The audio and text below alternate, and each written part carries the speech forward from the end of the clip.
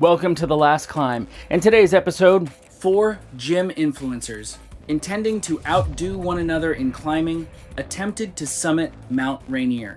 What they didn't realize was that silently, the mountain was also attempting to outdo them. And out of everyone, it was the mountain that succeeded. What exactly happened on that mountain? Now, this episode began in late spring of 2017. On May 28, 4 gym influencers, Rose Smith, 24, Jane Taylor, 24, Cole Harris, 25, and Kurt Lewis, 26, all began their group climb to reach the summit of Mount Rainier. Ascending to 14,410 feet above sea level, Mount Rainier is an active volcano and the most glaciated peak in the contiguous United States. Its summit is regarded as a sight to behold in the Washington landscape, and yearly, millions of people visit the mountain, whether it be to attempt its summit, go on day hikes, experience its wilderness, or explore the wildlife of its park's ecosystems. From the millions of people visiting Mount Rainier, this group of 4 were one of the 10,000 something people that attempted to summit its peak. Rose Smith, Jane Taylor, Cole Harris, and Kurt Lewis all went to the same local gym in Washington. Each one had been a gym influencer, and it was how they had come to know each other after their videos somehow made it onto each other's algorithms. Since becoming acquainted with each other, the 4 sometimes did collaboration videos together, creating gym tutorials, sharing working out tips, and the like. Eventually, whenever they did collaboration content together, it was always something that involved 2 or more of them competing with each other. They would compete on their personal records on different gym equipment and different workout routines, and it was how they slowly built their online personalities, slowly gaining more followers and fans. At the time of this hike, their accounts only had less than 10,000 followers, as they were all starting out at the time. Then, sometime in the beginning of the year, before this particular hike, one of them, Kurt, had posted to his account about wanting to reach 10,000 followers before the end of 2017. Seeing his post, the other 3 followed suit, turning it into another competition between all 4 of them, not wanting either of them to outdo the rest. Each one posted to their accounts and tagged the other 3, announcing that this was their biggest competition against each other. From that day forward, they all created content constantly, trying to one-up the other and gain more views and followers. A few weeks after that had started, Cole posted another video, stating that they were all planning a climb to Mount Rainier's summit and were training together. In addition to their 10,000 follower goal rivalry, they were also going to attempt the summit, and they were also going to treat it as another competition, seeing who would reach the summit first. And so, the 4 worked on training for that climb, updating their followers on their updated workouts to help them prepare for the climb, as well as the additional training they did on their rest days from the gym to fully equip each one for the climb. Oh, just to make things clear, this rivalry was all in good spirit. By the way, in their videos, you could see that they were genuinely friends, but they just got too into their competitions sometimes. Mount Rainier was not a mountain you could just climb as a beginner. They were not unfit, and they were not completely new to the outdoors, but they were beginners when it came to real glacier mountaineering. They each had their own experiences with hiking and climbing, but investigations conducted with their families had revealed that the climbs and hikes they had gone on were usually guided, non-technical, or half-day expeditions on terrains that did not dramatically change like that of Mount Rainier. Going on several guided, non-technical, and half-day expeditions aren't enough to make one experienced and ready enough to climb a mountain alone or with ease, no matter how athletic they were. They did, however, manage to arrange for a guided expedition and were set to take the standard disappointment cleaver route, known as the DC, with the exact line adjusted by their guide based on current conditions around the Ingraham Glacier. Official information from the park's website described this route as one of the most guided routes in North America, and 75% of all summit attempts were done on this route. Jane had suggested taking this route, and the group had all agreed with her. Then, she booked their climbing cost recovery fee online to reserve their slots, contacted a guide service affiliated with Mount Rainier National Park, and their climbing expedition was finalized and set in stone. Now that everything's in place, we fast forward to a few months after that announcement. 2 days before the day of the actual climb, Rose, Jane, Cole, and Kurt attended the pre-trip orientation at the guide company's base facility in Ashford that their expedition company had arranged as part of the services that they obtained. The orientation was arranged for 2 different groups attempting to summit Mount Rainier on the same day. It was an introduction to basic mountaineering, allowing its clients to be knowledgeable enough to perform the basics even on a guided climb. The orientation included gear checks and personal equipment discussions, introductions to safety practices and how to use helmets, harnesses, and avalanche transceivers, and instructions regarding leave no trace practices. During the orientation, the guides would ask questions and ask for volunteers when demonstrating safety practices, and the 4 treated this as, yet again, another opportunity to compete, as each one actively participated, sharing the knowledge they learned on their past climbs, and eventually getting recognized by the guides conducting the workshop. One day before the actual climb, they met up with their team and guides once again at the base in Ashford. Then, they took a shuttle to the lower slopes of Mount Rainier, above Paradise, where they spent their entire day training on the lower slopes. They were taught the foundational techniques of efficient mountain travel, like rest stepping and pressure breathing through cramponing, roped travel, and ice axe arrest practices. With each practice done, the 4 once again competed to see who performed each activity best or most efficiently. By the end of the day, they were known by everyone in the group, their friendly rivalry becoming a source of entertainment for everyone in between the sessions. After their training for the day had ended, and they were all resting in the accommodations they booked for the hike, the 4 took to sharing updates on their accounts, telling each of their fans how prepared they all felt. Rose then posted a poll on her account, tagging the other 3, and making their fans bet on who they think would perform the best on their climb tomorrow. This is where it starts, everyone. The dangerous hubris of man. The moment you think you're experienced enough and well prepared for a climb after just 2 days of training and practice.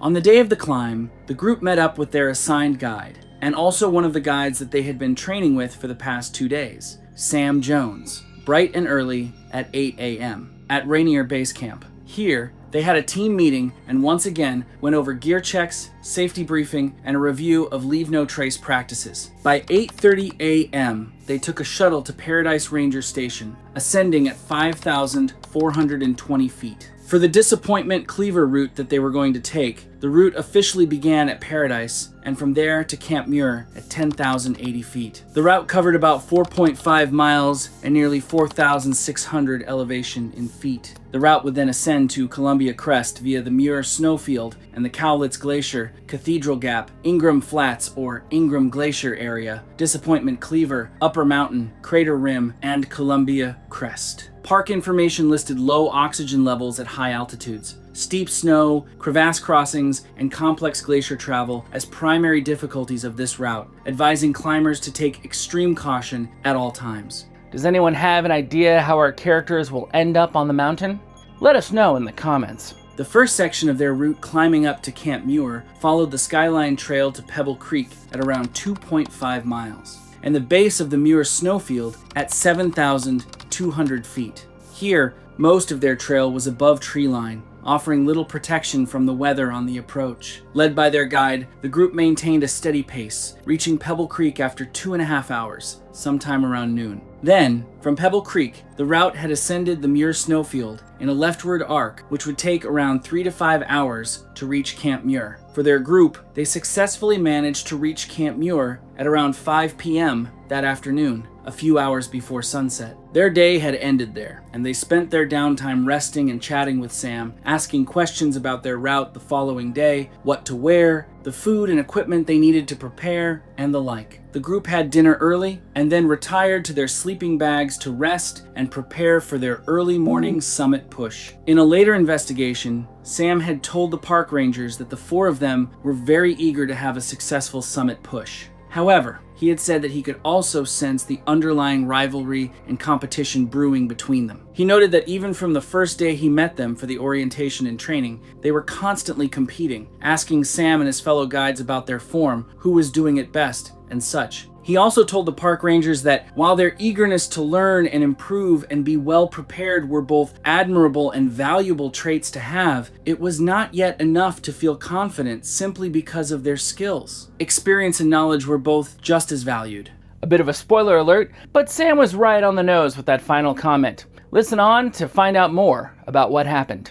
The following day, a little after midnight, the group began their summit push. The group left Camp Muir, donned in their ropes, crampons, and helmets, holding onto their ice axes as their headlamps guided their dark, cold path ahead. Climbing up to Columbia Crest, the route began with a rising traverse across the Cowlitz Glacier, ascending to the pumist switchbacks of Cathedral Gap at 10,800 feet. Beyond Camp Muir, the terrain gets increasingly difficult. The steepness and intensity of the terrain at this part of the route always became a challenge for climbers. Because of how the terrain changes yearly, crevasse falls, objective hazards, avalanche conditions, and high altitudes become increasingly more important factors that one should keep in mind. Here, the margin for making mistakes decreases. One wrong move, and you could be plummeting to your end. A little over 2.5 hours later, the group made it up to Ingram Flats, stopping for a short break. Sam checked on everyone's conditions, asking if anyone needed to rest for a little longer or if everyone was already good with the 15-minute break. Everyone had expressed their eagerness to continue, and so the climb resumed, moving straight uphill. The route gets even steeper and more severe. They steadily move up, seeing another group on their left climbing up as well, although at a much slower pace. From the flats, ascending via the Ingram Direct or Disappointment Cleaver was possible, both lines of ascent leading to the same stop. The terrain just before reaching Disappointment Cleaver was full of hidden crevasses and ice formations, so Sam led the group slowly but surely,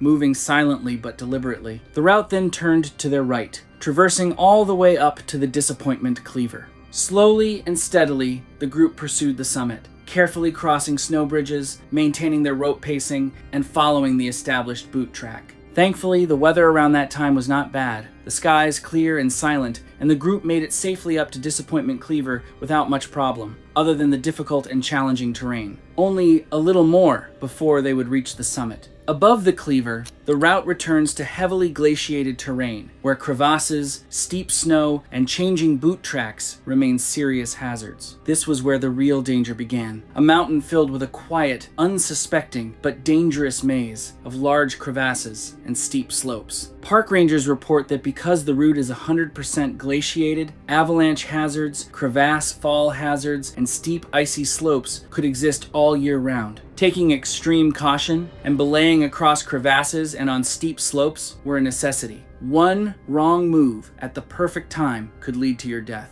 Paying close attention to your surroundings and even the most minuscule of sounds was key. You had to be quick on your feet, and you had to move with precision and with intention. At an elevation of 14,150 feet, the route enters the crater at its southernmost point, right next to an outcropping called the Guide Rock. The group then entered the crater, carefully going around snow bridges to avoid accidentally falling into the many ice caves of the crater. After they made it inside the crater, Sam allowed for the group to unrope and stop to rest before they continued on to Columbia Crest. After their short break, they resumed and traversed directly across the crater rim to the high point on the northwest side. On the way, the group passed a snow-free zone, the area filled with several active fumaroles, providing some momentary warmth up on the cold mountain. They kept moving, and about 40 minutes later, made it onto Columbia Crest, the true summit of Mount Rainier. The views that greeted them were stunning, the skies clear and a beautiful blue. It was around 7:30 a.m. when they reached the peak, and the sun was warm and bright, already high up in the sky. The group took in their view, taking photos individually, in pairs, in groups, and even ones with their guide Sam. They took a few videos as well, to fully commemorate their successful climb and for the content they were going to edit and post after descending from the mountain. They spent 15 to 20 minutes on the summit, enough for photos, a quick snack, and a short video before Sam told them they needed to start down. They moved back to the crater, crossing through the crater floor to register rock for the summit register. They wrote their names, the date, May 29th, 2017, in the register, and took photos as well, as a souvenir. Afterwards, they continued their descent, going back the way they came. Happy ending? I don't think so. See, this is the part that climbers underestimate once they've successfully reached the summit of Mount Rainier. They think the hard part is over, but in reality, it was only just the beginning. On their descent, the group passed another group on their way up. According to Sam, who had recognized the group by their guide and the colors of gear they wore, they were the group they passed by earlier, somewhere along Ingram Flats, the group walking on the route to their left. Filled with overconfidence that they had already successfully reached the summit, the group started mocking the group going up. They called out to them, making mocking remarks about how slow they were, and that by the time they would reach the summit, the sun would have already gone back down, and the like. This other group had gotten even slower in their ascent, because they were only reaching the final stretch of the summit while their group had already spent an hour up and longer and were already on their way down. They started acting cocky, making comments on their way down that, according to what Sam had shared, sounded malicious and demeaning to the other group. Sam called out to them, directing their attention back to him and on their descent. He told them to stop talking, keep their eyes on their feet and on the trail in front of them, and keep the rope tight. The group had stayed quiet after that, only the occasional quip here and there, and kept their attention on getting down. Just my 2 cents on this. I think going slower was strategic for that other group. They were most likely preserving their energy because the descent from the summit would be more difficult than the climb up, and they needed all the energy they could get to fight against fatigue. Anyway, Rose, Jane, Cole, Kurt, and Sam finally made it down from the crater and back to Disappointment Cleaver in a single push. They reconfigured their ropes here and rested once again before getting ready for another push to Ingram Flats. They had not yet reached the safer parts of the climb back to Camp Muir, and already they were having the conversations about their hike, asking each other about their thoughts on the hike. They bickered here and there before the fatigue would catch up to them and they would fall silent again. Somewhere down the trek, they brought up another topic. Who they felt was dragging the group from reaching the summit faster. Who asked for more breaks. Who was the worst at using ice axes, and the like. Sam called out to them once again, reminding them of the dangers of losing focus on the descent. One misstep from any of them would be detrimental and could drag everyone to their tragic deaths. They must not make any sort of mistake here. The slope below Disappointment Cleaver was frozen, hard morning neve that was slick and unforgiving. The sun was already bright, and their chatter filled the cold space. But as they moved down, continuing to bicker and argue, Sam heard the sound of a faint clatter above them. Small stones bounced down the slope after the clatter of sound, and Sam strained his ears, trying to hear over their conversation. Sam glanced back, just as Cole looked up momentarily, not paying attention to where his feet were. He stuck his crampon in without looking, and he landed a little off the trench, the front point scraping as his weight shifted downhill, the gravity on the downward slope pulling him forward. Sam did not get to finish his shout of warning, nor did Cole get to react at all, his axe scratching helplessly on the ice. He fell into a slide, the rope pulling Kurt, Jane, and then Rose, one after the other, none of them reacting in time to dig their axe into the slope for an arrest. But Sam had, though just barely, slamming his axe into the cold, hard slope before the pull of 4 people falling could drag him further down. The rope swung violently, the sounds of their screams filling the cold mountain. Sam desperately pulled at the rope, but it had happened too fast. Before Sam even realized it, the rope slipped from his grasp, his fatigue taking over, and the weight of 4 people falling far stronger than the emergency arrest he made. He fell on his back, losing his balance while his crampons stayed stuck to the snowy ground beneath him. The screams grew louder before ultimately fading into the distance below, the cries of help disappearing into the harsh cold. Rose, Jane, Cole, and Kurt had slid away, accelerating downward on the icy slope of Disappointment Cleaver, unable to stop their descent and impending doom as the speed and pull of gravity overpowered any of them from performing an ice axe arrest. Sam did not allow himself a moment to dwell on what happened, and immediately moved on his feet, moving to a safer platform before he too would be dragged down by another occurrence of rockfall. He pulled his radio out and contacted the search and rescue team stationed at Camp Muir. He reported the accident, explaining the facts of what had happened, providing only the most substantial information at the moment, and waited for the Rangers to arrive. As Sam waited, he recalled feeling the cold, almost haunting brush of wind against his body. If I was Sam, what would I have done? I probably would have stared into the space where the rope snapped, unable to do much as my shock overpowered everything I was trained to do.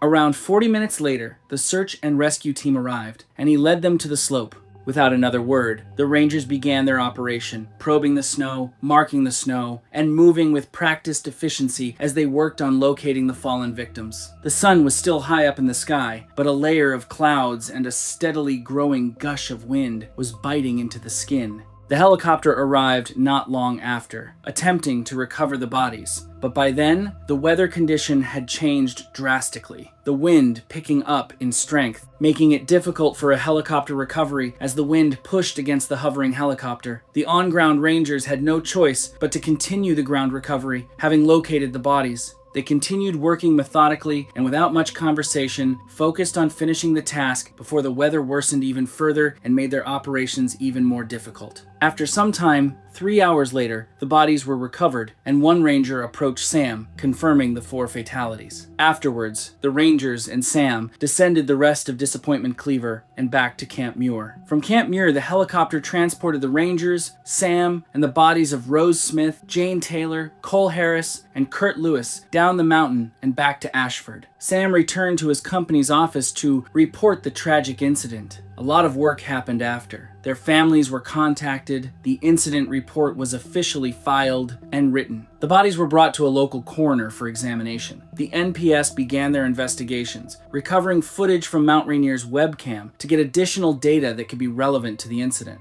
Sam was called in for interviews. Other groups of climbers had also heard their screams on the mountain, but were either too far off in their descent or ascent to rush over and help immediately. They were also asked a few questions by the NPS. Following the incident, after receiving the tragic news from the expedition company, one family member from each of the 4 victims took to announcing the tragedy. Their phones were recovered, and some photos and videos from the climb were retrieved. The families then posted a few, honoring that they had at least made it to the summit before the accident happened. From the coroner's report, the following findings were listed. 1. They had exhibited high-energy blunt force trauma from the fall. And 2. They suffered internal injuries that were consistent with their rapid acceleration down the mountain, as well as the impact with rock and ice surfaces. Their cause of death was listed as blunt force trauma sustained during a mountaineering fall. After the post-mortem examination and embalming, the bodies were brought to local funeral homes under the family's discretion. Then, the investigations also ended, and the NPS reported their findings, listing the primary cause of the accident being a slip on steep, icy terrain, doubled with the rockfall impact that severed the rope. The contributing factors identified were the hard snow that made self-arrest difficult, the fatigue that reduced precision in foot placement, and the rockfall common on the Disappointment Cleaver. Additionally, the NPS reported that statistically, accidents on Mount Rainier frequently occurred on the descent and not the ascent, usually attributed to climber fatigue, accompanied by a reduction in situational awareness. Finally, the findings on the evidence recovered from the post-mortem examination coincided with the accident reconstruction.